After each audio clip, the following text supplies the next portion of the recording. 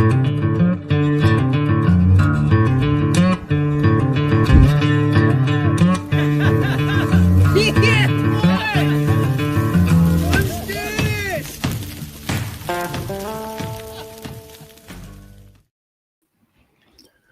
evening. It's Monday, December 16th, 2024. Welcome to episode 91 of Porterhouse and Teal Live. And we have just 2 weeks left until the end of the year. And Christmas is going to be here in 9 days. And can you believe it, Rebecca? I can hardly believe it. I was kind of delayed in ordering Christmas presents for the kids, or actually even trying to, I tried to purchase them in the store because I'd rather physically see things than to order them online. Ordering them online is my last resort. Right. So this year I actually had to order them online. I was super surprised that they're going to show up. It appears that they're all going to show up on time. Right. Yeah, that's, the grandkids are going to be excited, and the young kids are going to get excited for Christmas and everything. And I don't get nearly as excited as I guess used to when we had kids in the house. But I would say that you still don't have a Christmas tree. How about that? I do not have a Christmas tree. I saw this poor little sad sap looking Christmas tree that was about yay tall. Well, why didn't you get it? And I thought, why didn't you $11 bucks. I should buy that Christmas tree. I think it had like a little Grinch ornament hanging, the top. It looked like a Grinch tree. Let me put it that way. Well, I told you we could have went and got a Christmas tree a couple of times this week. So don't blame it on me that we don't have a Christmas tree. But your fault. Okay, I'll take the blame then. But yeah, tonight's broadcast, guys, thanks for joining us. And it's going to be another tinfoil hat edition, which I thought was pretty appropriate in light of some of the conspiracies that are circulating about. And once again, they're circulating as a result of the lack of transparency coming from the federal government. And let me just start by saying that if you're tuning into tonight's broadcast, you probably already know what a conspiracy theory is with regard to being a tinfoil hat conspiracy theorist. But if you are unaware, here's the definition. A tinfoil hat is made from one or more sheets of tinfoil or aluminum foil, or a piece of conventional headgear lined with foil, often worn in the belief or hope that it shields the brain from threats such as electromagnetic fields and may protect the wearer from mind control and mind reading.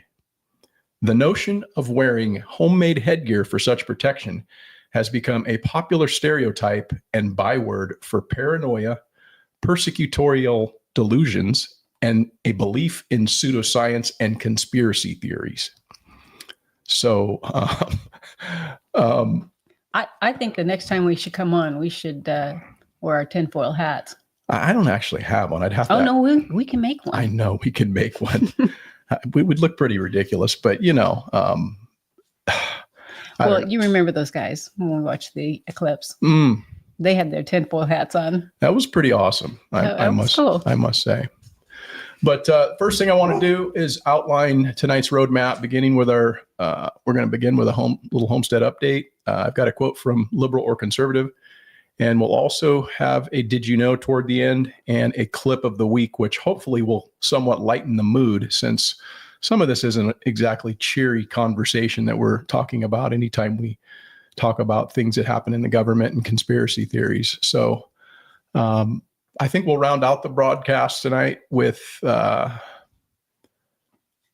couple of different topics that are wrapped around what's happening this past current week, a lot of which is very conspiratorial. So welcome, guys.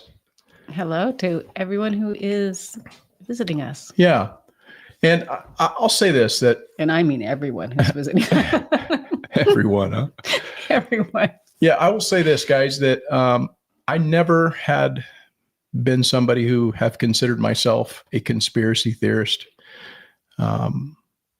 Maybe because I believed the narrative that was laid out by the propagandists, the people that want to call you a particular thing. And I never considered myself that way because I always believed up until a certain point. I really kind of believed in the system, and I didn't think that there would be the things that are happening in the way that they're happening the more that I learned. And I don't know, it's if you stray too far from the narrative laid before you by the propagandist of what the truth is, then you are a crazy tinfoil hat, wearing kook on the fringe of society. But let me just say, the older that I get and the more that I educate myself, I become more and more distrustful of those that seek to put forth that narrative. And so I guess donning a tinfoil hat, to your point, Rebecca, at this point in my life would look a little bit more to me like a badge of honor and less like something to be ashamed of. It'd be kind of cute on you. You think so? Make you a little more magnetic. Right on. Hey, let me say hi to a few folks. Bill Warner, how are you doing this evening? And Bill Zegley from Lewisburg, Tennessee is in the house. How are you guys doing? And what's up, Hogs 14, man? Good to see you. And Dean Mullis, welcome. It's great to see you guys as always. Yeah, he says we need to get a Charlie Brown Christmas tree. I wouldn't be opposed. I like a few more branches in my tree. Well, let's go get a tree. I keep telling you that, and you don't take me up on it. So, what do you want me to go get a tree, or you want to go get it together? This is how you say it. You say, "Oh, we can go get a tree," and then you leave and go to the gym. Well, I'm saying that right now that we can go get a tree. So what? You want to say goodbye to these folks? We got to leave to go get a tree. No, we'll be right back. No, I'm saying that. I keep putting it out there, but let's go get a tree and stop talking about it. Okay. I agree. Okay. Maybe by next week we'll have a tree. I don't know. I still say you need to ask for a picture. What's up, Skanes girl? How you doing?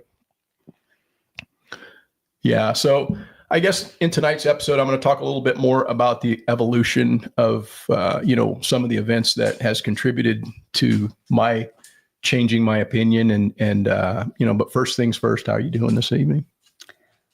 Well, I'm good, considering this little face that's pushing herself in between us needed to go potty in the middle of the night, and venturing our way back to the bedroom, I slipped on the step and landed on my arm. So I have quite a swollen arm that doesn't want to bend, huh? Yes, you were helpful with that, right? Yeah. So you're broke. You got a broken. I have a broken wing. It's not broken, but it's caused you to be a little bit less active. And thankfully, I think it's probably not broken, right? Right. I don't believe it's broken, but it's swollen, so it's kind of restricting my ability to move it in certain directions. Right. We're going to have to do something about that, guys, because that's the second time she's fell on those stairs. And last time you hit your ribs and it had you down for the count for quite some time. I've slipped on those stairs. I have never fallen, but it's one of those things that we're going to need to do something about that. You either need to pay attention and not just go without putting your hand on a rail or something, or we need to get some non-stick stuff because we can't have people falling down around here in our own house, right? They are labeled the death steps. Yeah. However, the first time that I did slip and injure myself, that was due to the little face that was sticking between us here. She has a blankie that she likes to drag all over the house, and she left it on the steps. Yeah. Yeah. Dean Mullis says that, hey, I've always been a, hey, look at that bullshit theorist. Yeah, man, there's a lot of bullshit out there. And I think, if you're not discerning, if you're not really paying attention, or you're just like a non-player character, an NPC, you're just going to work, you're punching your clock, you're coming home, you're paying your taxes, and you're not paying attention to what's being stated and what's taking place around you. You're perfect, man. That's exactly what they want. And then if you stray too far from that pen, they're going to label you. And that's enough for some people. They don't want to be called a name like a conspiracy theorist.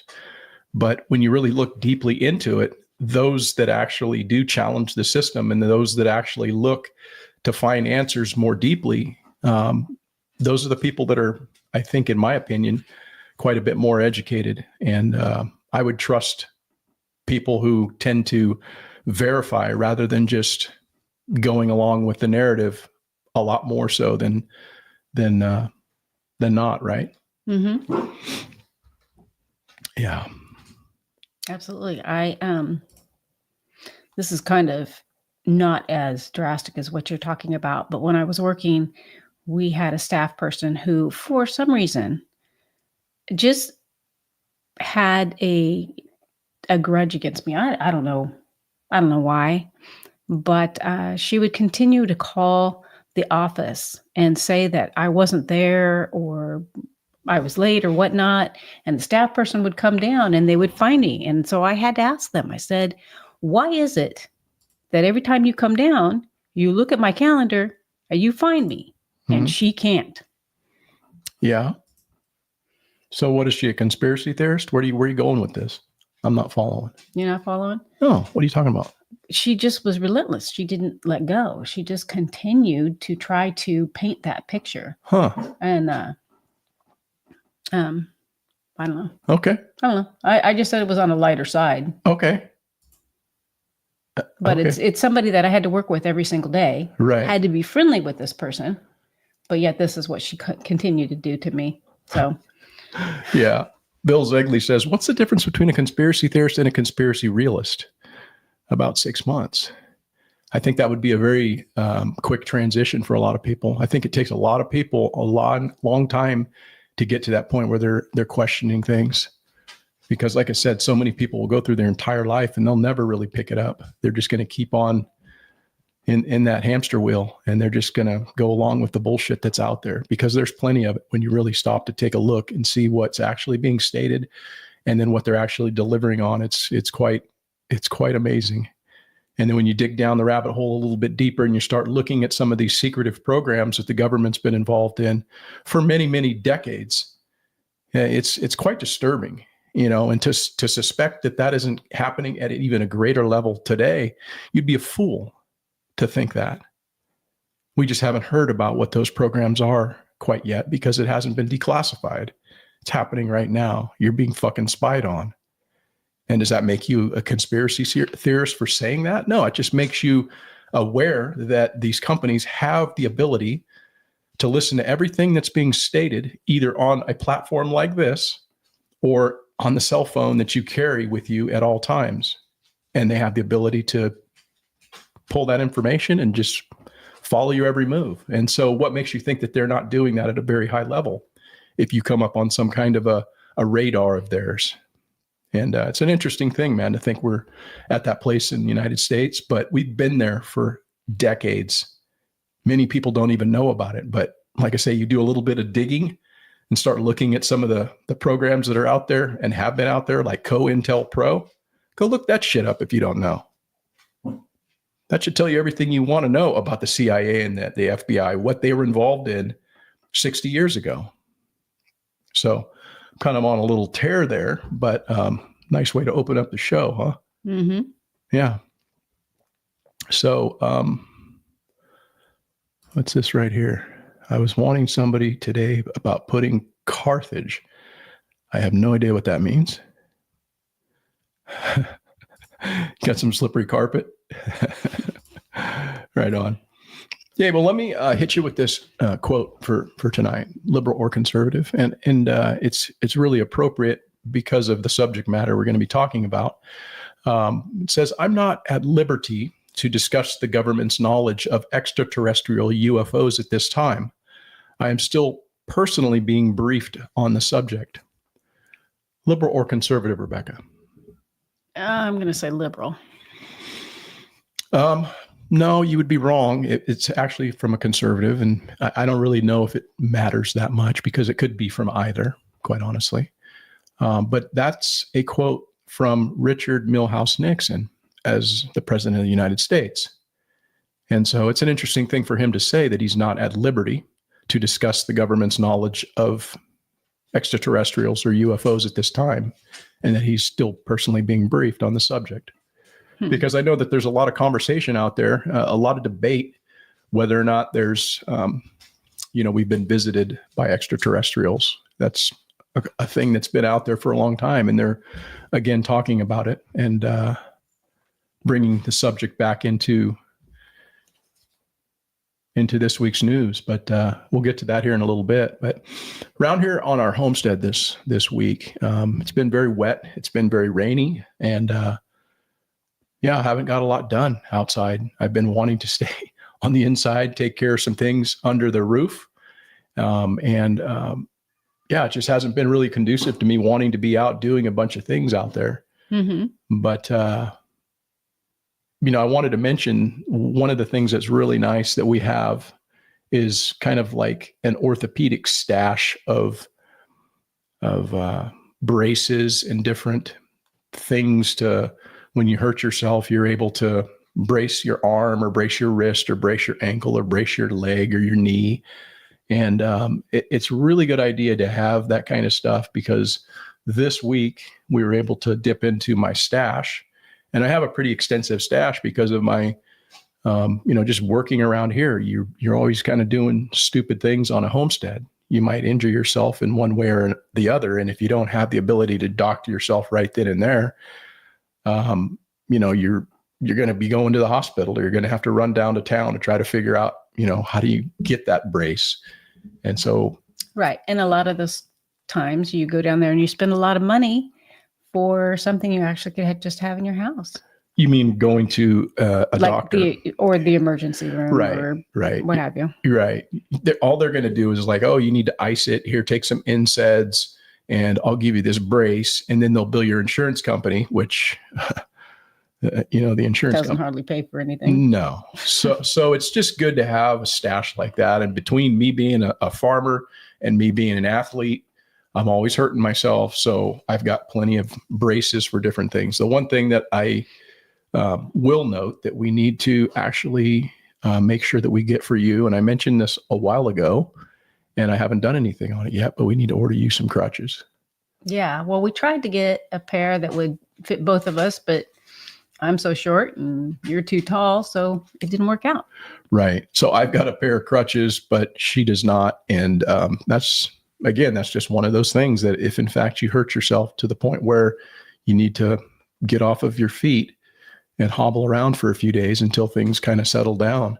Or just lay on the living room floor in pain. Yeah. Well, that's always another option as well. Yeah. Dean says that he stores his data on a New Jersey drone. They will never find it. Yeah, it's pretty crazy what's going on with these drones and shit, man. One of my Instagram followers had posted something, and she lives in Davis County, Utah. And she was like, hey, man, I'm in my bed and there's like these, she says, I'm not like seeing things. This is like a real thing, and she had shown the picture of these like orbs. They were like these things and they were just stationary. And she said that every time she tried to like zoom in on them, and she showed it in the video, she was trying to zoom in several times, in and out. And every time she'd try to zoom in, that would fucking blur the thing. And it's just kind of odd, there's a lot of that going around. Apparently they're in 5 different states and all that. We're going to talk a little bit more about that as we get going. But it's quite an interesting thing with these drones. So we also went to the Garden of Lights, which was a pretty nice thing. We do that every year with the grandkids, and we were able to go do that. It's a like a light show thing up in Redding, and that was really special. And then we came back, and what was it, yesterday or day before? We did our dinner. It was so that was on a Thursday, and we did our dinner on a Saturday. I'll talk a little bit more about it. But let's first talk about the light show a little bit. It was pouring down rain all day long. And when we got to the light show, amazingly, there was hardly any rain at all. Mm-hmm. So that was super nice that we got to go through that. But that also made the bridge you had to cross pretty slick. And we have one grandson who has zero fear. And he's just like, watch this. And he goes running and dives and slides across the bridge on his belly. Yeah. Yeah. It's pretty interesting. So family dinner. So anyway, the family dinner, we finally got together. It was more like our extremely late Thanksgiving dinner, but everybody was able to make it. So it was really nice to have everybody in the house and be able to visit with everybody in one spot. Dinner went well. Yeah, it was nice to have everybody in one spot. I mean, that's not something that happens for us often because, our one daughter, she's been out of the country at various times and then, living in another state far away. And so now she's closer, and it just made it really nice to be able to get everybody together. And so all of our 4 kids and their families, grandkids, we had everybody here, and we were able to get another kind of a family portrait, if you will. Our one daughter is a professional photographer. She takes pictures of all different types of things, weddings and whatnot. But she's been doing that for a number of years, and she's quite good at it. She's like, no, you're too tall over there. You need to move over here. Yeah. So we got a picture that hopefully we'll be able to blow up to, big portrait size and maybe hang on the wall because, the years are slipping by, man. And, you don't often get the chance to get everybody together. And so when you do, you got to take the advantage of documenting that. And then, like I say, it was just a special night. It was. Yeah. It was really nice. Everybody stayed pretty late to visit, which was, let's see if I can talk, was really nice too. Right. To have them there. Let's see here. What are you saying here, Hogs? It says, we had some in Reading and I got it on video. When I zoomed in, it was blurry. Are you serious, man? I hadn't heard that, any of that kind of stuff was going on here. I did hear something about California down there by Temecula and Menifee and SoCal, but up here in NorCal, I hadn't heard any reports of any of that. So, yeah, it's an interesting thing. We'll I'm not too concerned about it. I don't think other people should be concerned about it that much either. I think we know who's doing it. It's probably pretty evident once you start to do some deductive reasoning, and I'll kind of walk through that here as we get into the main topic. But Skane says that I've been fighting tennis elbow for months. I've been sitting here in the chair in pain, trying hard to rest it. Yeah, that's something I've never had, but I do see people sometimes wearing that thing on their arm, and they say it's tennis elbow or whatever, but I've never had that one. I've had about every other injury you can imagine, so. Yes, he was giving me a hard time about injuring myself. And I said, like you didn't break your hand, or as a matter of fact, he did break his hand and only wore the cast for a few weeks. And he convinced our son to cut the cast off of him. Yeah, I had to get it off. But anyhow, yeah, that's weird, man. Hogs 14 says that he even offered the footage to the news and they didn't respond. That's weird. Yeah, that's interesting. You would think that that's kind of a high profile thing that's happening around the country currently. And so you would think that there'd be a little bit more like, hey, what the hell? It's happening here too. But it was interesting watching that lady in Utah this morning. I watched her thing and I was just like, wow, man, that's kind of crazy. And yeah, she said she saw it too or whatever. What do we got here? Skane says, I saw some years ago when I lived in South Louisiana, 3 lights looked about the size of a car.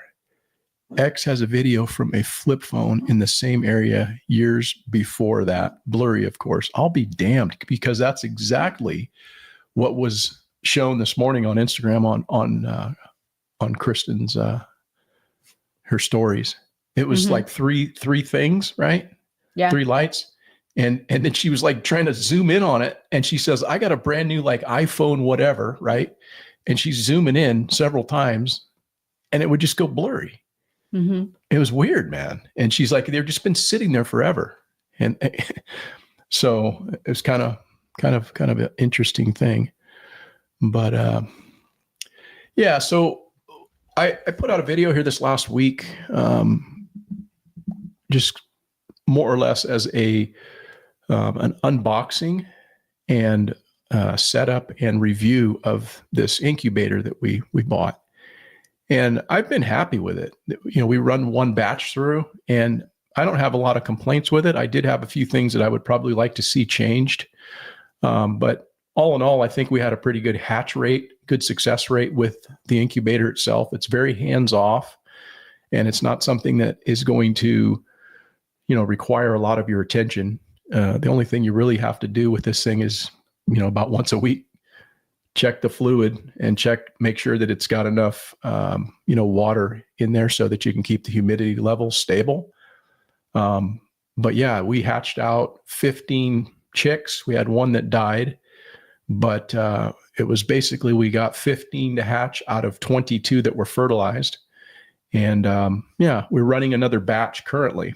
I've got another 20 in there, and I've got 19 days to go until the next batch is going to be coming due. So there were 41 eggs in there, but we had 17 of them that were not fertilized. Yes. Right. And we chose not to candle. I wasn't going to bother with, candling it first week and second week and all that, which we could have done, but I didn't bother with it. And we just cracked them open afterwards, and we kind of saw it. Or she did. I wanted to. I was really curious to know what was inside. And I kid you not, one of the eggs had a double shell on it. And of course, it had a fully developed chick inside. But I don't think that it could have ever made its way out. The shell was just the inside one was thin and the outside one was really thick. Yeah. Yeah. Well, what we wound up with, I guess, is about 9 quitters. We had 15 that hatched and, 17 that were unfertilized, but, 22 that were viable to begin with, in essence. But we're running another batch currently. And the reason why I'm doing that is because this isn't the time to be getting chickens. Nobody's got chickens at Christmas time. You can get them at hatcheries, depending on what you want to get, depending on what the bird is and what the hatchery is. However, the birds that I get are the Novagen Browns, which I like as an egg layer. And I get those from Hillside Hatchery. And I called them sometime this last week to see if, when the earliest I could get some. And they basically said that, yeah, we could get you some in March. And so they're very busy with the chicks that they're hatching, have already been committed to commercial operations and otherwise. So, it just depends on when you want to get your chicks, if you want to get chicks or whatnot. But we've decided this year we're going to probably be just hatching our own, and there'll be an F1, basically a hybrid of a hybrid. And so next year I'll probably want to get some more Novagens or another sufficient egg laying breed that, will make sure that they're not going to be trending in the wrong direction with regard to their production.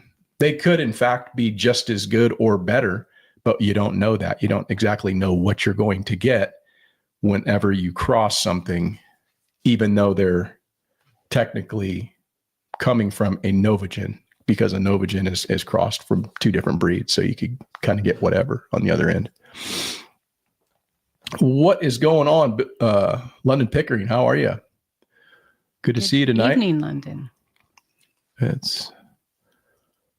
me see what Bill Warner says. He says, my wife and I are finally entering the old folks realm. Speaking of family, our first grandchild arrived 11:30 Pacific time, December 15th. Wow. Baby Carolyn is 7 pounds, 6 ounces, and 20 inches long. Well, congratulations. Congratulations. That's very exciting. Yeah, that's super cool, man. It's just nice to see, It's just nice to see when people, because there's a lot of people that are getting older and they're like, when are you going to have kids? Or they have kids that don't even fucking want to have kids. Yeah. And they're old. And so it's kind of nice when you get that opportunity to see the next generation come in. That's kind of makes everything come full circle, It does. Within our family, we have a few folks who have just decided not to have kids. Yeah. Yeah. That's sad on, it's and then you start looking at it and you realize, man, the family is dying. Mm-hmm. The name is dying. Not so much, She wants to be a part. I know she does. it's just sad to see, and that's a common a theme with a lot of younger kids. A lot of that has to do, I think, with nutrition and a lot of other things, but they've chosen not to bring the next generation along. And I don't know, it's going to be an interesting thing for those folks, but congratulations again, Bill. That's super cool.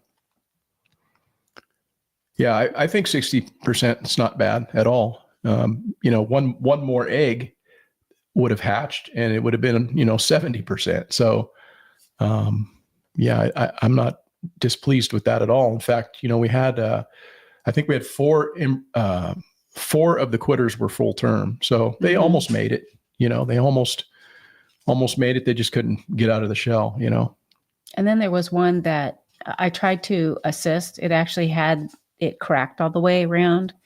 And I tried to assist by lifting the lid, as Eric calls it.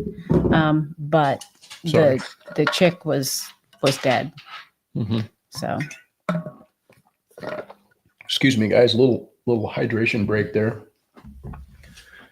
I sweated out 2 hours on the treadmill, and then I went to the sauna this afternoon. So I'm a little sucked up, a little dehydrated. So bear with me. Thank you.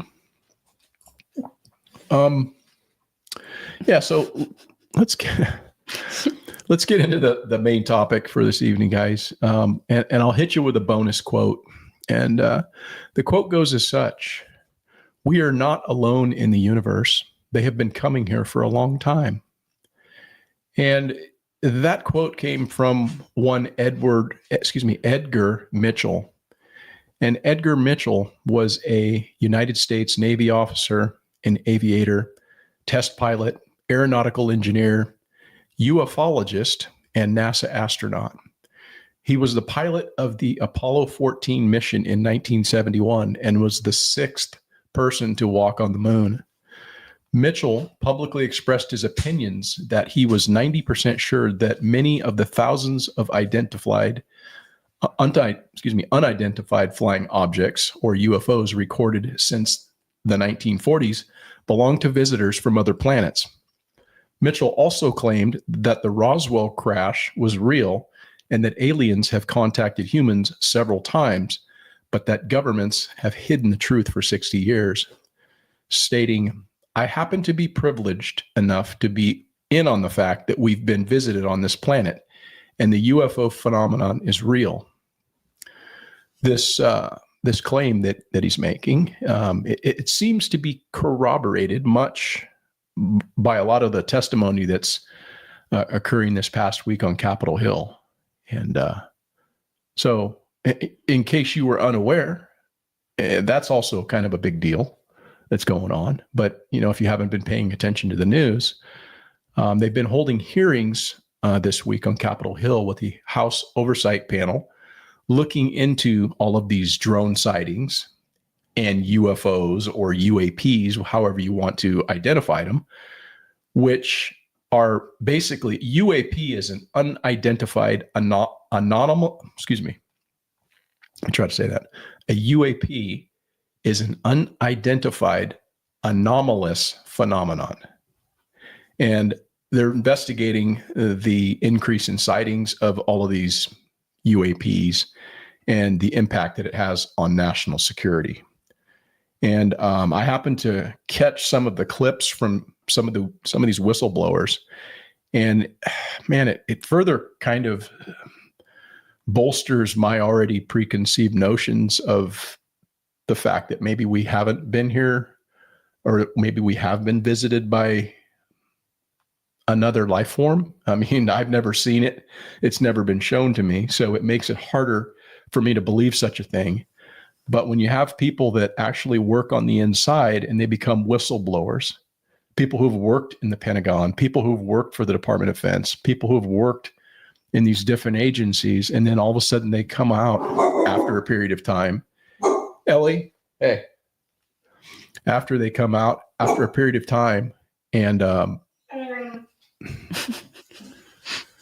sorry about that.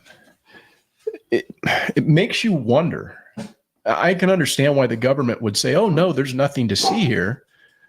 Can you, hey, stop.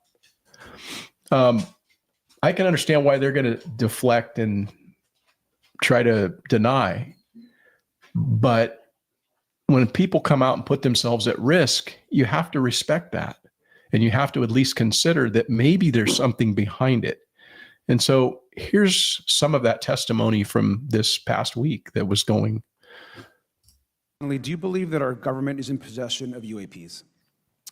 Absolutely, based on interviewing over 40 witnesses over 4 years. UFO whistleblower David Grush claimed that the U.S. government has possession of non-human aircraft during a House hearing on unidentified anomalous phenomenon, commonly known as UFOs. I know the exact locations, and those locations were provided to the Inspector General and some of which to the intelligence committees. I actually had the people with the firsthand knowledge provide a protected disclosure to the Inspector General. He also added that, quote, non-human biologics were found at alleged crash sites, although he did not have firsthand information.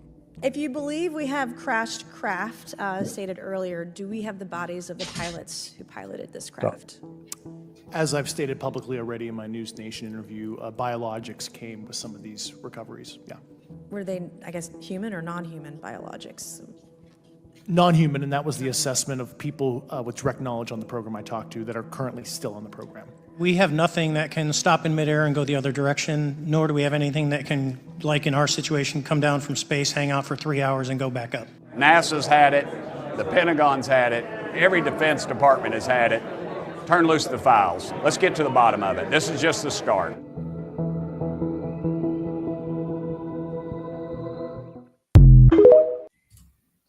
So that was just one of a number of different people who have gotten up and said essentially kind of the same thing.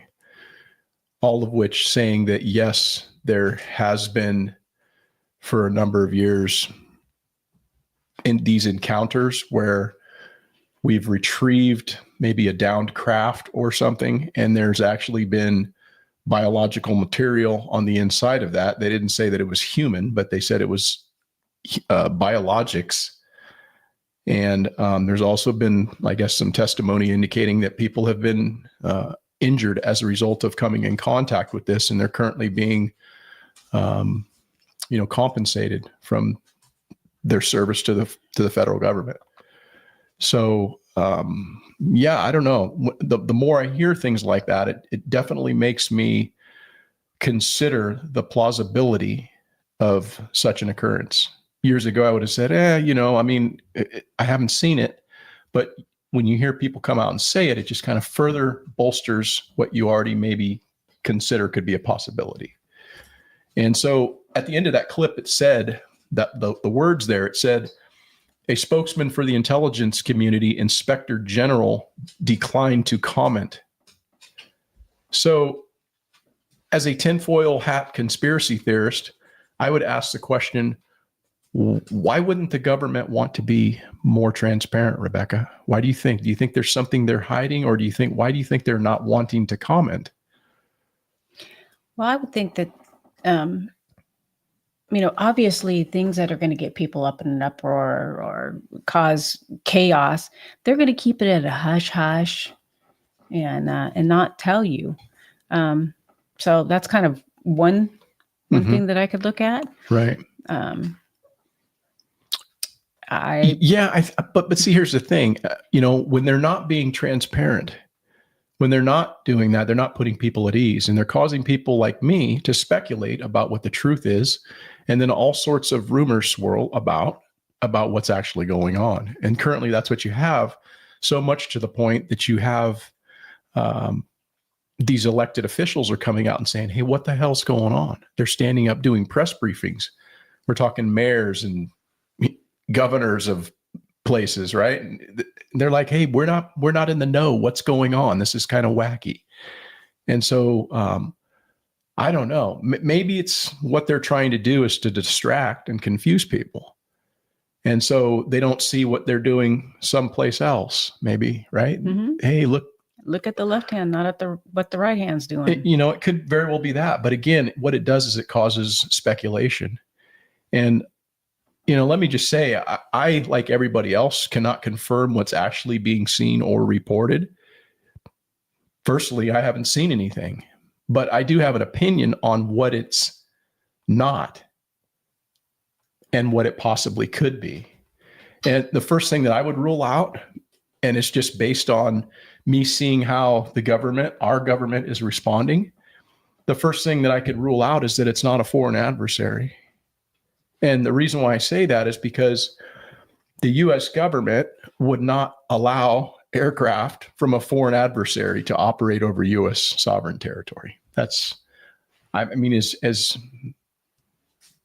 much shit as our government does do that's not cool, that's one where I think that they wouldn't do. They would not allow that because there's too much to lose from the theft of our intelligence, the threat to our infrastructures, the threat to the civilian population, and the blowback from something like that would just be incredible. Could you let her out? She's kind of agitated for some reason. Just let her out for a second, okay? Well, I don't think that's what she wants, but yeah. So I don't think that that's a possibility. The other thing that I think could probably be ruled out fairly quickly is there's been people saying, oh, it's, possibly civilian, craft. And from the way these things are being reported, they're too large and they have too much capability and they're too large in size for it to be owned by an individual or a group of individuals or, coming from the hobbyist community. So I think you can probably easily rule those two things out.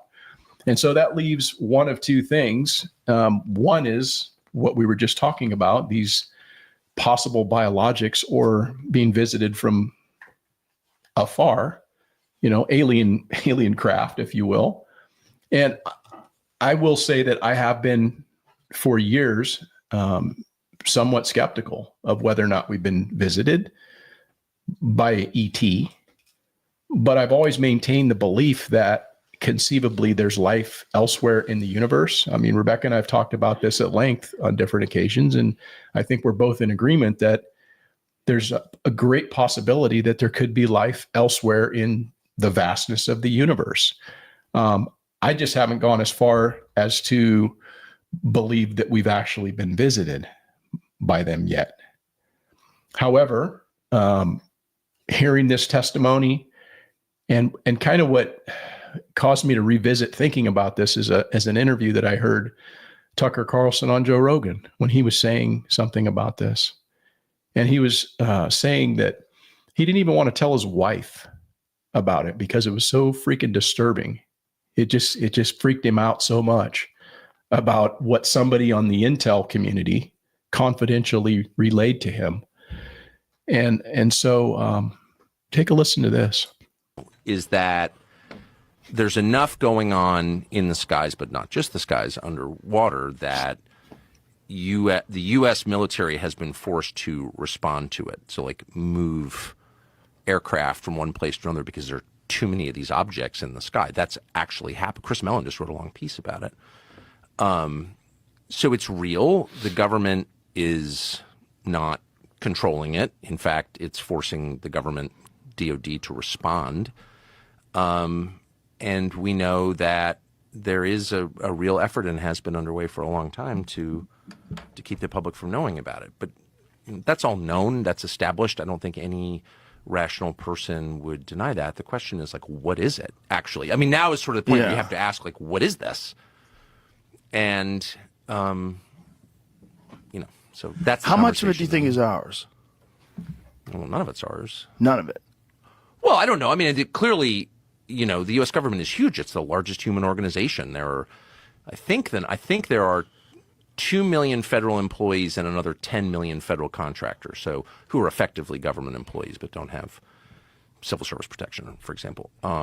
So that's 12 million people in a country of 340 million working for the federal government. So it's kind of hard to overstate how big the federal government is and how well funded. And so to say the government this, the government that, no, of course, it's people within the government. But yeah, they're working on all kinds of things, obviously, that are classified. But in general, no, they can't control these objects. So no, it's not American technology.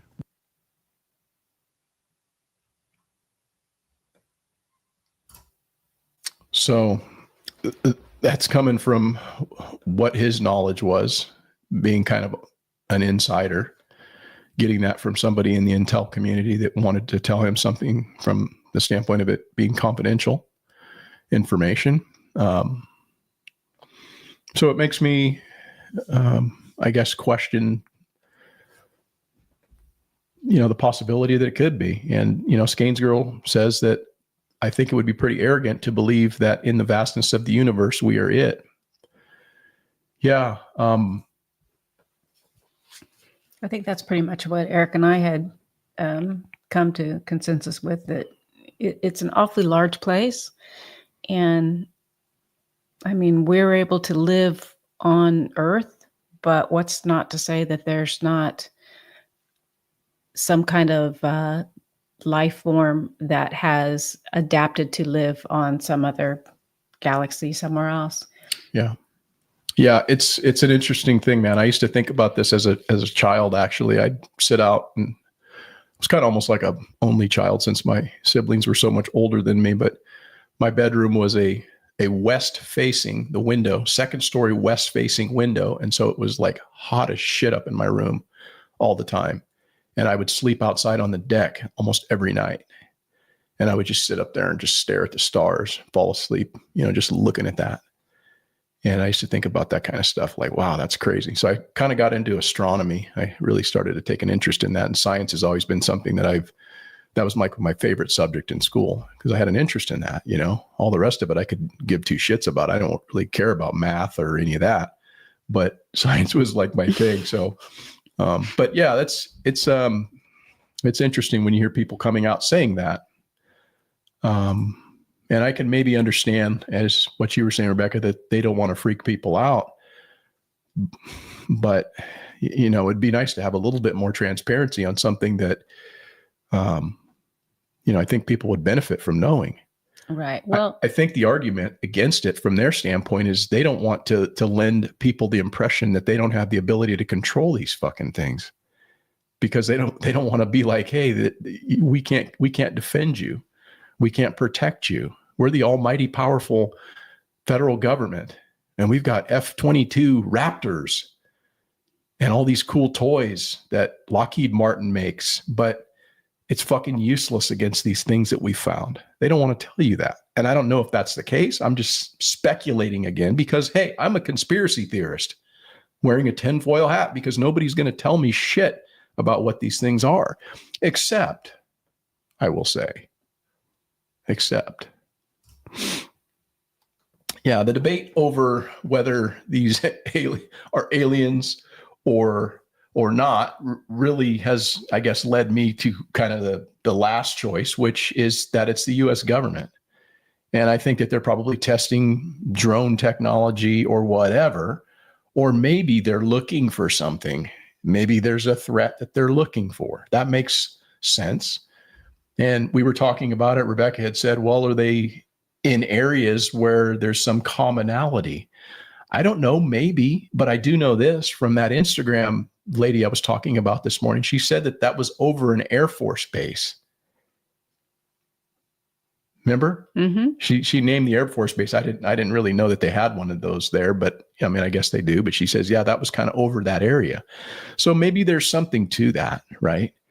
Well, I also said to you that why is it now that they're so visible? Yeah. Well, here's the other thing. Why are they not being seen elsewhere in other parts of the world? Why aren't we hearing about this? I mean, social media is global. Why isn't this something that's circling the globe? It's just in a few 5 states, and then maybe it's over in these states too, and it's over here. It's something that is happening here locally, and aliens don't just visit the United States because we have, a democracy. I don't know. Maybe they do. Right. So anyhow, I came across this this afternoon, And of course, whenever Trump steps in front of a microphone, he has the ability to speak his mind. And I think that's what I like about the guy is he's not really going to sit there and bullshit you unless you need to be bullshitted. He's going to not tell you everything. There's going to be things that he's going to withhold because that's smart for him to do in his position of power. He's not going to tell you the fucking nuclear codes. But at the same time, when there's something that's like that people should know about, he's going to come out and he's going to say something about it. So this happened just this afternoon. I pulled this clip. So check it out. The drones that are flying around New Jersey ports. It seems like the American people have a big disconnect. The government knows what is happening. Look, our military knows where they took off from. If it's a garage, they can go right into that garage. They know where it came from and where it went. And for some reason, they don't want to comment. And I think they'd be better off saying what it is. Our military knows and our president knows. And for some reason, they want to keep people in suspense. I can't imagine it's the enemy, because if it was the enemy, they'd blast it out. Even if they were late, they'd blast it. Something strange is going on. For some reason, they don't want to tell the people, and they should, because the people are really, I mean, they happen to be over Bedminster. Will you Want to know the shoot truth? They're very close to Bedminster. I think maybe I won't spend the weekend in Bedminster. I've decided to cancel my trip. Have you received an intelligence briefing on the drones? I don't want to comment on that. So that was just this afternoon. And it goes along with what I was saying and what I've already come to just through deductive reasoning.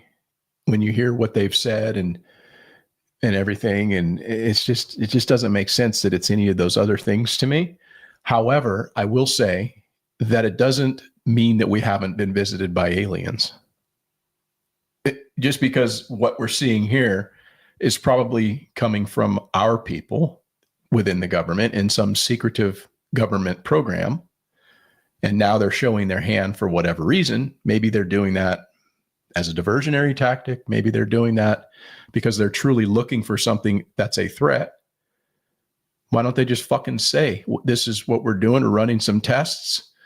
Don't worry about it, people. Go back to sleep. Go make your money and we'll take your 60%. Thank you. Why don't they just do that? It would cause people to not be doing this shit, man. We're wasting money on fucking Capitol Hill over the shit. People are, it's silly. Mm-hmm. But anywho, I guess that's the only part that I'm confused about is why they're doing it so brazenly, right? And at this particular time, yeah, they're doing it for a reason, but I have no idea what that is. So when they're pressed on it, all they say is, we're not. We're looking into it. Yeah, we don't know. You're right, and I don't know. That's just it's a recipe for tinfoil hat conspiracy theories, if you will. It just causes people to speculate, and I don't know. I could be wrong. We could be facing an alien invasion tomorrow. We could have Iran probing for information about our infrastructure. That's maybe what it is. Who knows? But given the fact that our government is casually basically deflecting and saying they don't know what it is when they've been pressed, I guess says that they actually do. Here's a clip of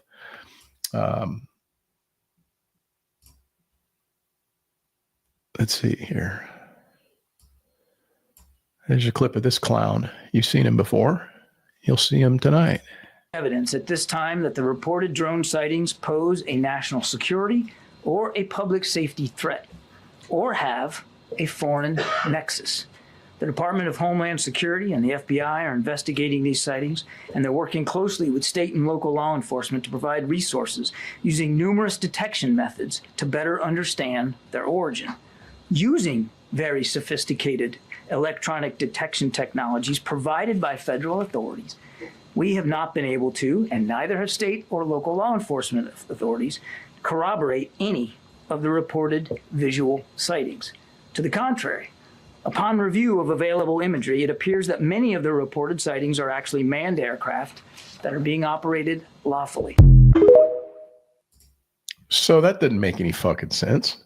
What is he even saying? It made no sense at all. Right. So they know what it is, and they're just not saying. They're trying to confuse people. And that's the problem with people in our federal government not being more transparent. Correct. Yeah.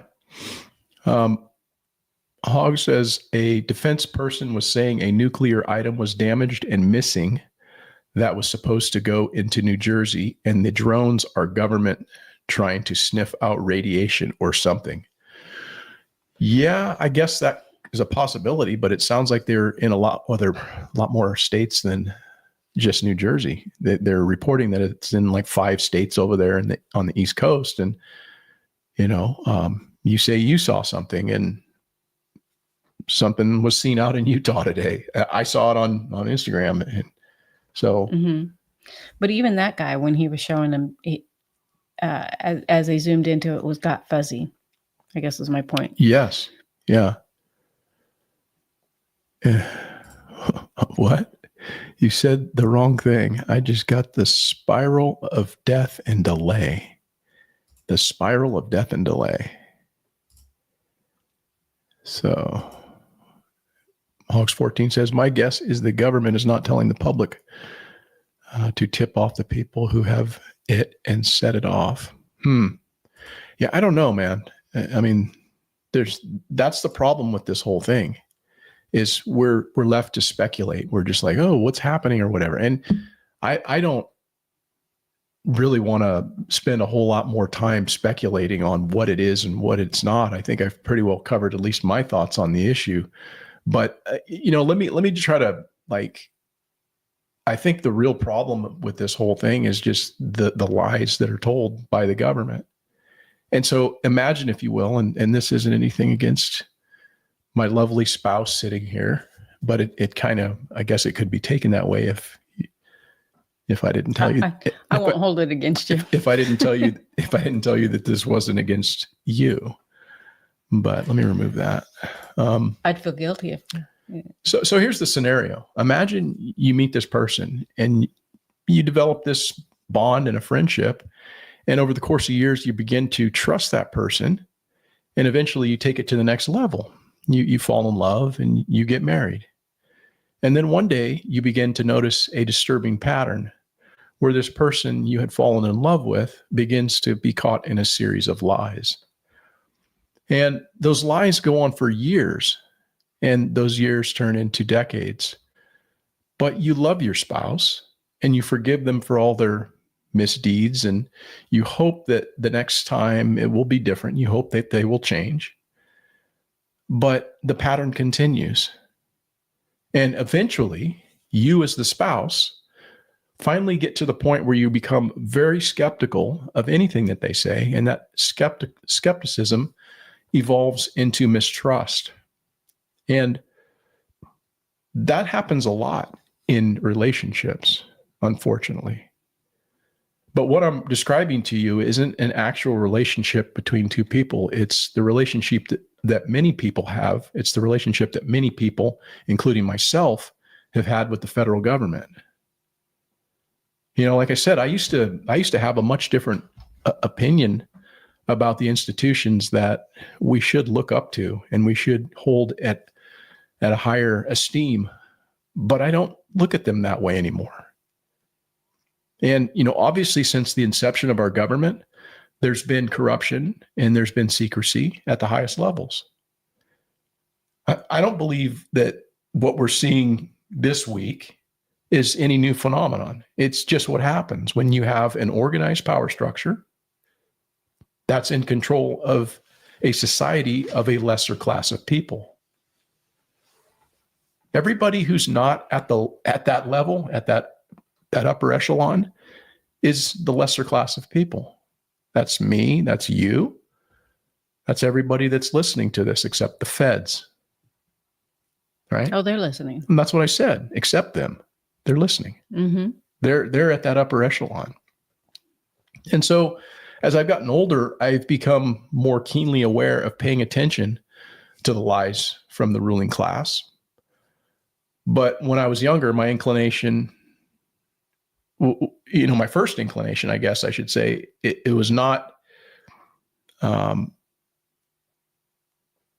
probably the first that I learned or started thinking that direction was when I started voting, because I wasn't really paying attention prior to that. And I think the first time I voted was, it was after, because I wasn't even 18 in 1980. So it was the next election, whatever that was, 84. And, I started paying attention, and I started measuring the promises that they kept with the promises that they'd made. And I started to realize pretty early on that they make a lot of promises when they get elected, but then they do something completely different. Mm-hmm. And it doesn't take a brain surgeon to fucking figure that out. We all know that if you're just paying attention a little bit. It doesn't take somebody who's really that smart, but it takes somebody who gets to the end of that abuse and they start to become a little bit more skeptical. That skepticism is something that's deeply rooted, and in order for that to change, you're going to have some things change within that relationship, right? Yes. And even that's going to take time because you have to earn that back. Yeah. Yeah. And for some people that may never happen. Hopefully, I think for myself, what am I doing? This thing, sorry, I don't even know what I'm doing here. Why is it like that? I don't know. I don't either. Oh man. You're in complete control. I don't know if I am, because I don't know what I've done. Beam me up, Scotty. Okay, there we go. Sorry, guys. I'm clicking buttons and things happened, and I was kind of starting to get nervous because I didn't know how to get out of it. But I'm better now. I'm back. Yeah, and I don't know. And so I think the years of learning and researching and trying to pay attention and figure out, like, well, why are they doing this, and what's that? What's the cause behind that, and why did they say that? It makes it a lot easier for me to see the lies that they tell about things like wars that are being promoted on the basis of saving democracy. Because how can those same politicians tell us they're in favor of democracy when openly and in the middle of a presidential campaign, they oust a sitting president as the nominee of their party? And they do so in favor of putting somebody in who's even less competent. Isn't that amazing? And that person that they put in didn't receive a single vote to get that. Doesn't sound very much like democracy when the people who voted in the primary didn't get a say on who their eventual nominee was going to be. Instead, that decision was made by the ruling class. Isn't that amazing? And I will just say, guys, you and I, we really dodged a bullet. We have to stay woke. Like, everybody needs to be woke. And you can talk about if you're the wokest or woker, but just stay more woke than less woke. Yeah. We don't know how lucky we are that's not our president. I mean, seriously. I don't know, man. It's just truly fell out of the coconut tree. It's just an observation, and it's crazy, man. It also makes me, I guess, very skeptical of a government promoting the idea that we should trust the science. Right? Yeah, their science. It's like going to the doctor. Believe in what they're saying. Well, the reason why I say that is because anytime there's a scientific study or a counter argument that goes against the government approved science or narrative, it's labeled as disinformation. Mm-hmm. You know, the whole basis, guys, for scientific discovery is one of challenging established paradigms and theories and ideas. And as new information is gained, scientific discovery is something that's a moving target. It's not static. It's not settled science. But we were told that this is settled science. And anybody that tells you that isn't coming at science from the standpoint of what's best for science, but rather what's best for the narrative being promoted by the ruling class. Mm-hmm. Right? It's propaganda. And so I've got something here. I actually tried to upload this, but this used to be a lot more easily found. But you can go on like TikTok, for example. You can't find it at all on freaking Instagram. It's been scrubbed. But what am I doing here? Okay. So I'm going to play this from my phone, and it should pick it up in the audio, so you'll be able to hear this. But this is some leaked audio from your favorite. Let me get this started up right. This is some leaked audio from your favorite doctor, Mr. Fauci. Once people feel empowered and protected legally, you are going to have schools, universities, and colleges are going to say, you want to come to this college, buddy? You're going to get vaccinated. Lady, you're going to get vaccinated. Big corporations like Amazon and Facebook and all of those others are going to say, you want to work for us, you get vaccinated. And it's been proven that when you make it difficult for people in their lives, they lose their ideological bullshit and they get vaccinated. That's exactly what you meant when you said making it hard for people to live without getting a vaccination. You affected people's ability to work, travel, be educated, to actually flourish in American society, to self-determine as we're all given God-given rights. Shame on you. You inspired and created fear through mass mandates, school closures, vaccine mandates that have destroyed the American people's trust in our public health institution. So there you go. You know, that's just one of many of the liars that have been out there telling lies and getting away with those lies. That dude's going to be protected. He won't have to pay for those lies. He'll be insulated from that.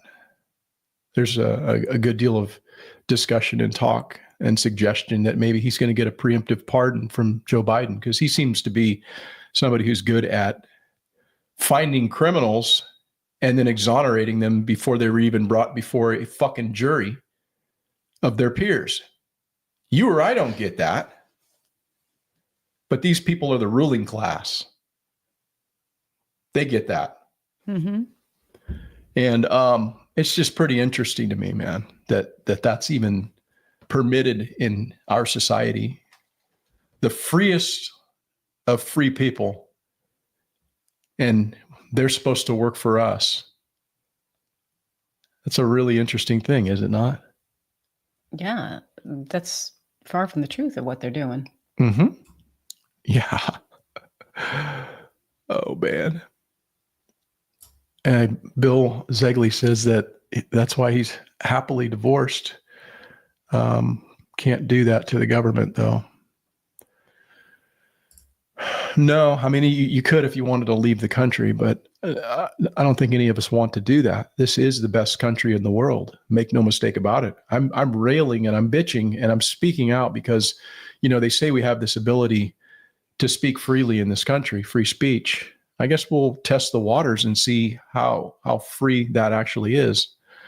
I'll continue to speak until, you know, they say that I can't say these things, but I don't want to leave this country, you know? Yeah, no, right. No, we were born here. This is our country. And hopefully things might change for the better as things move forward. I am optimistic about getting to the bottom of some of the things that have gone wrong with this new administration, but we'll see. We need to not trust, but we need to verify before we trust, because after all, they are politicians. Mm-hmm. I will find it interesting to see how much Trump can actually expose, because I'm sure that there is a lot. Yeah, I think the intelligence communities are so deeply rooted and so vastly corrupted that it's going to be, it would be several administrations before they would probably be able to undo what's going to be systemic in our government moving forward. Mm-hmm. Because these are essentially unaccountable entities. They just have a budget and they don't have to fucking answer to anybody because, we've got the intelligence. And when they get a new president in, they tell them what they want them to know that's going to steer that person's decision and policy making. Or you disappear. Or you get unalived. Yes. So it's I'm hopeful, but not blind to the reality that we're up against with regard to the corruption. Mm-hmm. Arconaut says, I think we're in a new arms race with recent AI development. The drone PSYOP may be a pretext for increasing security measures and UAP monitoring. You could be entirely onto something, man. You could be like spot on. It could be that they're looking to take more power in some way, and this gives them that ability for that overreach. I'll talk about that here in a second because we're going to shift gears quickly. Mm-hmm. But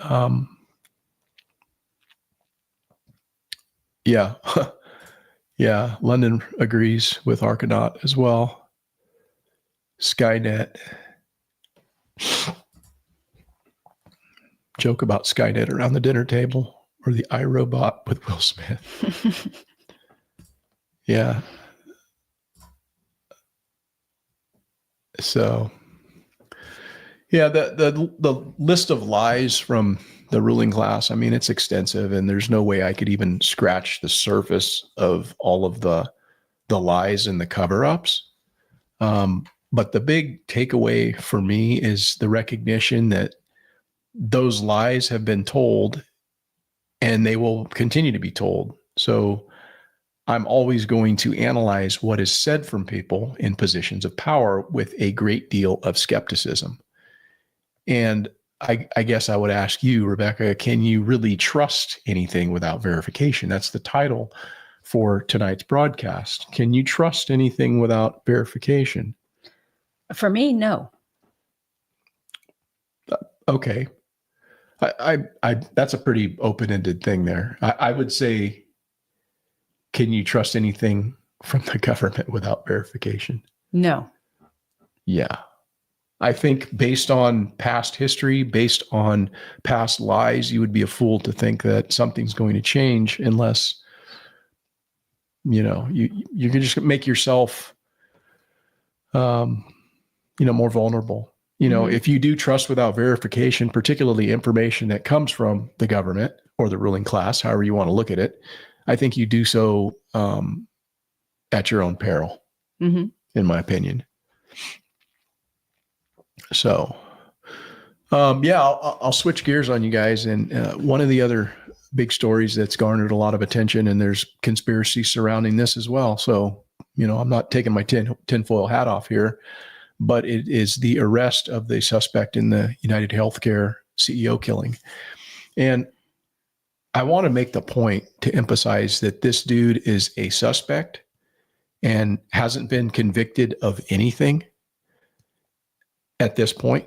What I find interesting, though, is this dichotomy between how the ruling class is reporting on this story and how the serfs or the commoners are viewing this case.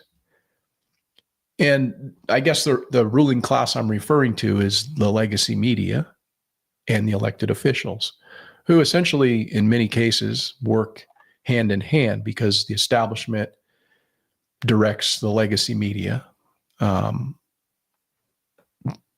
least the liberal establishment media. And the donor class and their surrogates, they've been pretty quick to try to repin like reports of any evidence retrieved by law enforcement to the defendant, who goes by Luigi Mangione.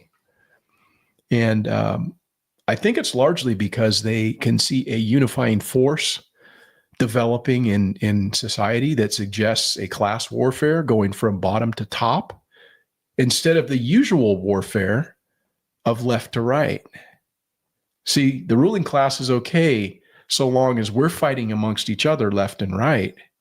But what they don't want is they don't want the left and right on the bottom uniting against a common enemy and fighting up, right?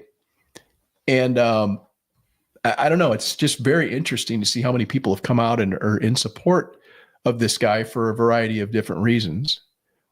And I think most people, law-abiding people, I would put myself in that category. Mostly. We don't look at people who go out and do vigilante justice per se as a hero per se. But I can understand the sentiment of a lot of people as it relates to this guy. And they're looking at him as he's some kind of sympathetic figure and cult hero for what he's done. Essentially what you have is kind of more or less like a David against Goliath. And that's what the elites are terrified of, because there's way more of us than there is of them.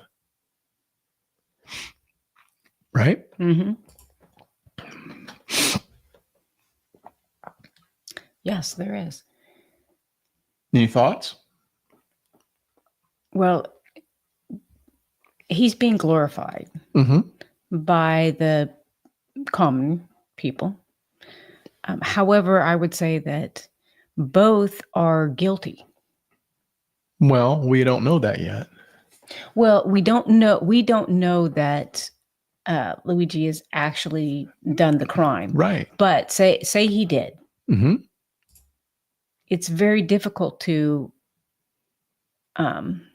convict one over the other because they're actually both guilty, if in fact he is guilty. Well, in roundabout way, because the CEO has denied, and people have died underneath those denies. Right. So he hasn't physically shot anybody. So anyway, right. That's why I'm saying that they're both guilty. Well, not really. I mean, if you're looking at it from the standpoint of morality, yes. If you're looking at it from that standpoint, but legally, he's operating in the bounds of what the law says that he should do. Now, the problem is they need to change the law. But, if in fact this guy was the catalyst to make that change, was it worth it? And but is he? I don't know. Or does he wait until the person is so irreversible that, okay, now we're going to pay for it, and then it's too late? Yeah. And again, I don't condone unaliving somebody unless it's in self-defense from a deadly threat. But this dude, this Luigi guy, it's crazy to me how many people have made this guy into some kind of a cult figure, cult hero. But this guy, I got a clip here. This guy kind of sums it up pretty well. And hopefully this is loud enough, so you might have to listen up if you want to hear what he has to say. I don't think this is the best clip, but check this out. Killer? What killer? You mean Luigi Mangione? Because Luigi Mangione is not a killer. He's completely innocent. According to the Constitution, that man hasn't done anything. You might want to be his judge and executioner and jury on this, but again, he has the presumption of innocence. And I mean, Luis Osorio hasn't seen anything that connects him to the crime. No proof, nothing. So I don't know what you're talking about. Do you know what I see when I see Luigi Mangione? I see a child who suffered at the hands of an unscrupulous insurance industry that did completely wrong by him. He saw his mother scream and cry in pain every night for years, while the insurance provider United Healthcare denied again and again healthcare for her. Multiple times. He had to see his mother suffer. So again, what killed her? All I see is a pillar of community, a good kid who is educated, who has always done right by everybody. Every single person I've seen on TikTok that was his friend speaks very highly of him. It is not my job to judge him. He will have 12 people, jury of his peers in New York, to do what you apparently want to do, and they will sit on that jury and look at this so-called evidence that they have on him. And the judge will apply the rules. And if those 12 people see that he should not be convicted for whatever reasons they might have, they don't even have to explain themselves, then they can acquit him if they want to, or put him in prison. I don't fucking know, but he will have his day in court. Do you know who's the killer in all this? This motherfucker. He's the killer. Just because he doesn't have a gun with a silencer doesn't mean he doesn't take lives. Him and the entire complex of his industry does it. They take people's lives with no fucking remorse. They have a contract that they're constantly failing at to enforce. And they're doing it on purpose. They are watching you die slowly of sickness. You are paying them and they still won't hold their part of the bargain. They look at you in cold blood and let you die slow. And if that's not killing, I don't know what is. That's the guy you should be looking at. Que te hago el día. Yeah, so I think that's, again, kind of how people are looking at it, a lot of folks. And, two wrongs don't make a right. I understand all that. And taking another's life in the way that it was taken, that's not cool. But, the conversation is now being had. And I don't know. Do you think it was a good thing? That at least that the conversation's being had at this point. Good night, London. The conversation of him doing it, or the No. Let me just move on. I guess. Yeah. I don't know. I agree. I agree that two wrongs don't make a right. Yeah. It's one of those things that you can see if in fact the kid's guilty. I'm not saying he's guilty because I don't know. I wasn't there. Mm-hmm. But if he was, you can see how horrible he feels inside that would cause him to go to that measure. Right. Do you let him slide on that? No, he's gonna go and be judged, right, before a jury. And I think that if he actually committed the crime he was accused of, and the evidence that's being presented is strong, this trial will have a similar outcome, in my opinion, to the case against O.J. Simpson. Mm-hmm. And the reason why I say that is because both of these figures garner sympathy from a particular segment of society. So, in the O.J. Simpson case, everybody knows that O.J. whacked those people, right? He whacked his ex-wife and that dude. And I don't even think that's really a question from most people who are looking at the evidence. However, O.J. was viewed as a sympathetic figure among some people within the Black community. And that's why you saw a very different response from people when the verdict was read. So the majority of the country, both Black and white, people of all races, were shocked when they saw O.J. being acquitted. I being one of those people. I remember that day. I remember watching that trial. The entire country was very involved in that case. It was groundbreaking. And people were like visibly upset, crying, all of that. They were just in disbelief when he got acquitted. However, there was a segment of the Black community around the country that felt, I believe, vindicated because of what they'd seen taking place as an injustice within their community. Mistreatment by cops, trumped up charges, planting evidence, etc. And I don't know that to be true. I know that's what was stated. And, I see the potential for a similar outcome, whereas Luigi will be a sympathetic figure being viewed as the little guy standing up to the big guy. And instead of having like a racial divide in this case, like there was in the OJ case, there will be a class divide, which I think will again grab the attention of many people in the country. And I predict this trial will wind up being the biggest trial since OJ. Yeah. I mean, it's an incredible, it's just an incredible thing I'm witnessing with this case, man. I didn't think that I'd see people responding in the way that they have, but most people probably remember this, right? Either way it goes, it'll be big. Yeah. You remember this, right? So because they say so. That's just rhetoric. We this afternoon are talking about the facts. And so it doesn't make any sense. It just doesn't fit. If it doesn't fit, you must acquit. So all that they have to do in this case for Luigi Mangione is provide a reasonable doubt. It's not like a civil case where you need the preponderance of evidence.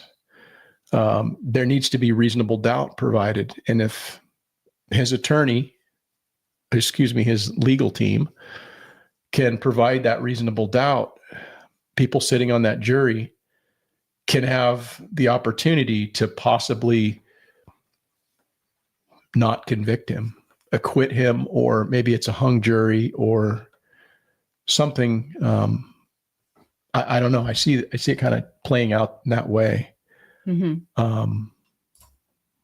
Let me ask you, would you vote, Rebecca, to convict Luigi Mangione if you believe he committed the crime, but like in the OJ case, the prosecution was sloppy in their presentation of the evidence, and there was room for doubt, much in the same way that room for doubt was presented in the OJ case, because they brought up the fucking glove. Oh, they don't fit. And then they brought up, oh, that dude's a racist cop. And so it left those people who were judging that individual, OJ, it left them some wiggle room. Mm-hmm. If you believe this dude was guilty based on the evidence, but that wiggle room was there, would you decide to acquit him or not make him guilty? I would have to go with my heart. If inside I truly felt, regardless of what they're saying up there, mm-hmm. if inside I felt that he was guilty, I would go guilty. If inside I just deeply cannot be convinced mm-hmm. and feel that he's innocent, I would go innocent. Yeah. So, I mean, honestly, that's just how I feel. Right. Yeah. I think it's a really an interesting thing, because you can say one thing sitting here. I know I could say one thing sitting here, but when you're actually put in that position and you're a juror and you've got that decision to make, it's probably a much more weighty decision that plays on you, Mm-hmm. But I'd have to say that I don't want to sit there and with the group and say what it is. I'd rather it be an anonymous mm-hmm. vote. Yeah. Yeah, I agree. So let me get to this Did You Know clip, guys. I got a Did You Know clip for you guys this evening. And you ready? I'm ready. Okay. Let's do this. we still use today and where they originated from. In ancient Rome, the philosopher Pliny the Elder wrote about an antidote for poison that included a grain of salt, implying that a small amount of skepticism could protect against harm. Over time, this idea evolved into a metaphor for approaching certain information cautiously. The concept suggests that not everything should be accepted at face value and that a degree of doubt can be wise. This led to the phrase, "take it with a grain of salt," meaning to view something with skepticism or not to take it too seriously. In the age of sailing ships, a common naval tactic was to maneuver one's vessel in such a way as to block the wind from reaching an opponent's sails. This would cause the opposing ship to slow down or become immobilized, stripping them of their momentum and advantage. The imagery of a ship suddenly losing its driving force led to a broader metaphor. Thus, the phrase, "take the wind out of someone's sails," came to mean deflating someone's enthusiasm or confidence. In the game of tennis, control of the game shifts as the ball moves back and forth between players. When the ball is in one player's court, it is their responsibility to make the next move. This dynamic of having the turn or responsibility to act led to a broader metaphor. Thus, the phrase, "the ball is in your court." Right. Yeah, that skepticism, the Pliny the Elder, the grain of salt one, definitely you need to have some skepticism and don't really trust without that verification, right? Mm-hmm. And Pliny the Elder is actually a beer. It's a pretty popular beer in California. It's made by Russian River Brewing Company. It's a double IPA. And it's one of those kind of beers that when you want it, they don't just put it out because people kind of make a run on it. They'll start, so they kind of ration you. And in places that they sell it at Whole Foods. And you can go there and you say, "Hey, you got any Pliny?" And they're like, "Oh, let me check in the back." And then they'll come out with fucking 2 bottles for you because it's so popular. They can't just like leave it on the shelf very often. You know, sometimes it's one of those beers that's takes off. But Hawk says it's good beer. yeah, no, it is a good brew, man. It's a damn good IPA, double IPA. And Big B says that it depends on what the CEO did too.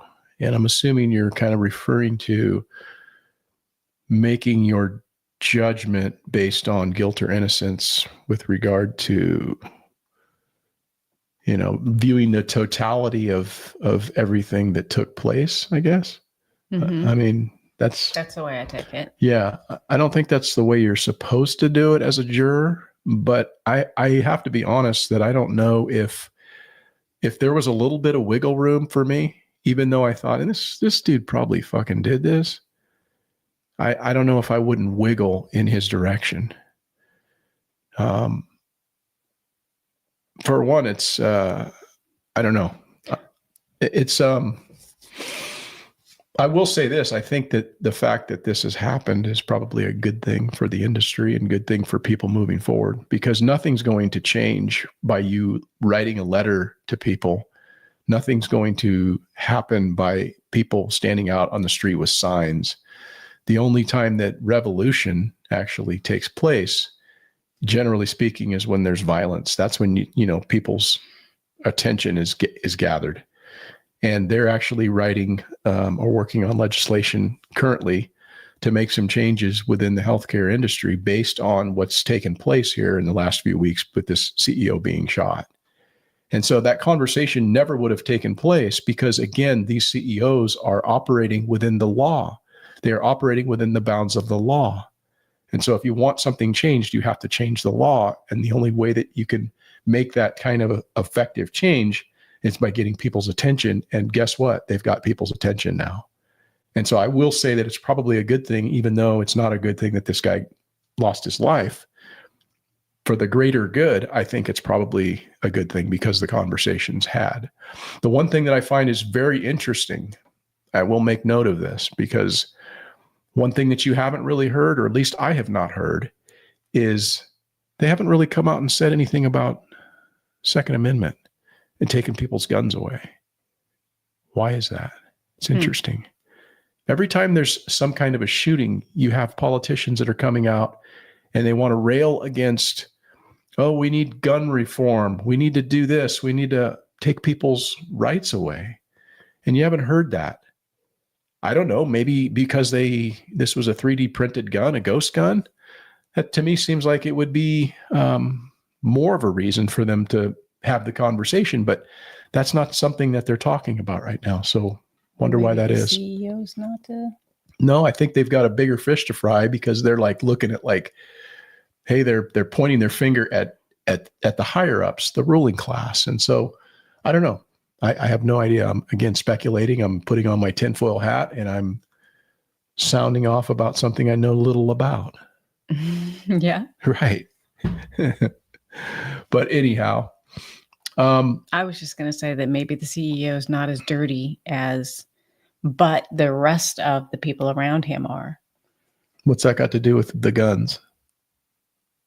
Well, if they actually wanted him killed because he was going to, yeah, there's been again more but that's speculation as well. Yeah, she's tied to Nancy Pelosi and stock trading, and she had him.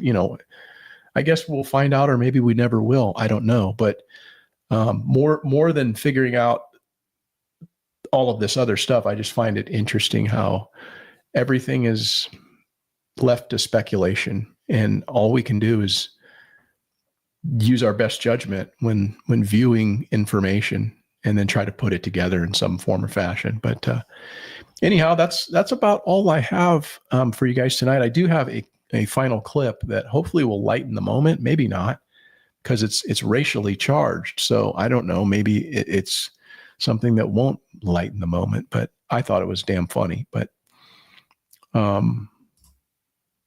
Bill Warner, probably because it's a ghost gun, maybe we need to implement 3D printer regulations. I know, I was thinking that myself.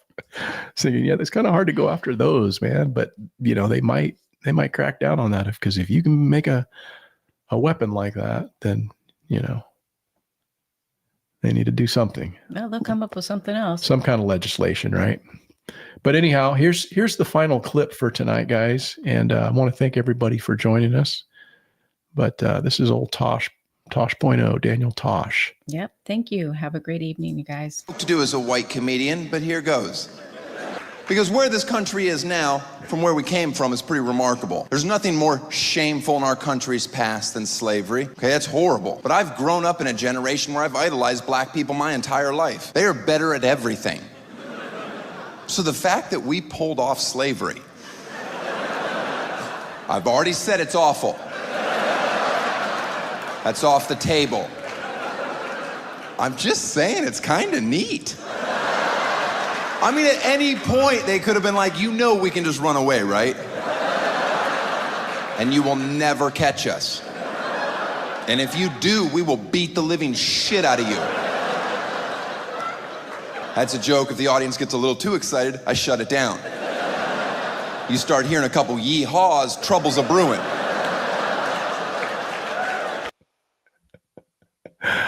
Yeah, a little attempt at humor, guys. But thanks for joining us tonight. And we are going to check out and get a little something to eat. And maybe we'll see you next week, or maybe we'll take next week off. I don't know. It's getting close to Christmas, so we haven't figured it out what we're doing next week. But again, thanks for joining us. And I don't know. Have a great evening. Yeah, we'll see you when we see you. Good night.